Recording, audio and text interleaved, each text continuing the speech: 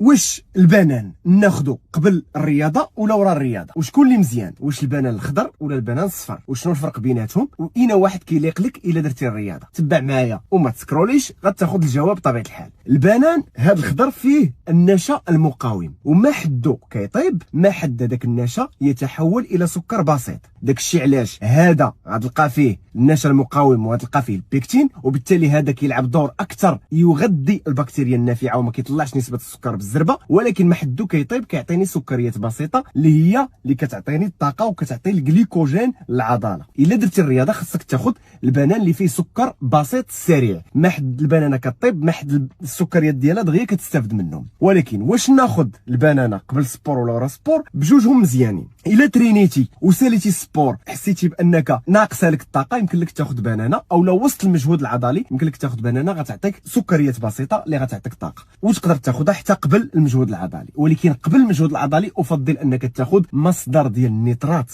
هو اللي مهم، بحال الباربه اولا الورقيات اللي هما تعطوني دي النيترات اللي مهمين بزاف، تدفق الدم بسرعه وبالتالي تكون عندي طاقه جيده. ورا السبور ورا شي جريه بنانه تكون طايبه صفراء. مره بغيتي تغدي البكتيريا النافعه وما بغيتيش تطلع نسبه السكر في الدم، وحتى الناس اللي فيهم مرض السكري وبغاو شي نهار شي بوينينه ياخذوا هذه الخضره راه مزيانه لهم. بارطاجي لي المعلومه مع صحابك واكي عوا ربي.